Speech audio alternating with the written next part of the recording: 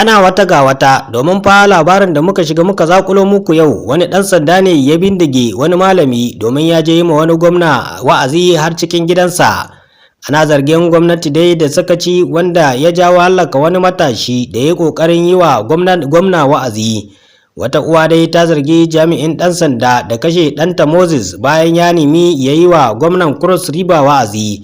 Victoria dai ta ce Moses ya je tsohon gidan gwamna ne don isar da sakon Ubangiji, amma 'yan sanda suka harbe shi a nan take. Wata mata dai ta buƙaci adalci game da kisan ɗan nata da 'yan sanda suka yi ba tare da wani dalili ba, kawai dai ya je zai yi wa'azi ne sai aka zaci ai ba wa'azi ya zo yi ba, amma fa ba ga bindiga a hannun shi ba, maimakon a mai tambayoyi kawai sai aka ɗirma mai wuta.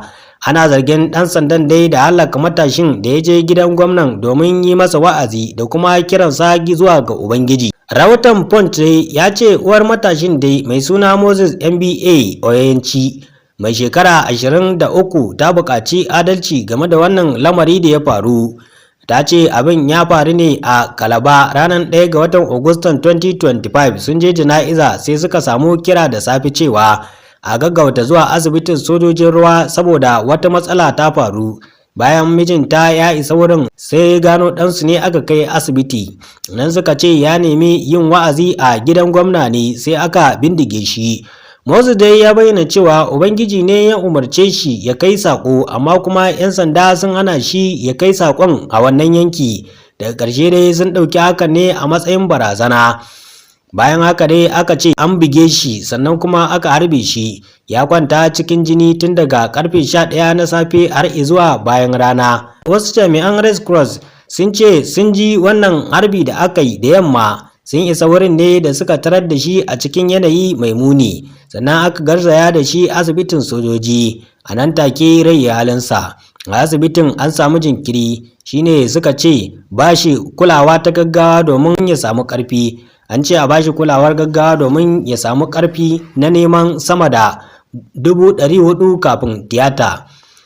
An ce sai an aje wannan kuɗi kafin za a fara mai tiyata, su kuma daga nan ne sai ciwon ciki mai tsanani da raunin bugun da ya sha suka karu, daga ƙarshe ya mutu. Jaridar Premium Time dai ta tabbatar da wannan lamarin. Sannan mun yi kira ga jami'in Emmanuel wanda ya zo da wasu jami'an tsaro sai suka fara barin wurin bayan an tabbatar da wannan mutumin ya mutu. Ta ce dai a ranar Lahadi ne an kai gawarsa ɗakin ajiya da aka biya naira 54,000. Ya yi alkawarin taimako. Wani wanda ake kira Dixon ya yi alkawarin taimakonta, amma kuma abin da ya bayar kaɗan ne. Har ila yau dai ta ce washe gari jami'an gwamnati da 'yan sanda suka je wajen kwamishina 'yan sanda da kuma ɗakin ajiya ba tare da yardarsu ba. Kwamishinan 'yan sanda da kuma ɗakin ajiya ba tare da sun yarda ba don duba wannan gawa, kawai sun je ne ba tare da an ba su dama ba. Ta ce akwai matsala saboda tun farko suna cewa ɗansu yana da taɓin hankali, amma sun ƙi amincewa da haka. Masu sauraro, a nan muka kamo ƙarshen wannan shiri namu na tsaro haƙƙin al'umma, sai dai mu ce Allah ya shiga tsakanin nagari da mugu. To wannan fa ba faɗan nan naku kaɗai bane yake da taɓin hankali, a da ɗan sandan da ya harbe shi. A nan muka kamo ƙarshen wannan shiri namu na tsaro haƙƙin al'umma, sai wani lokaci za mu kawo muku wasu shirin in Allah yadda.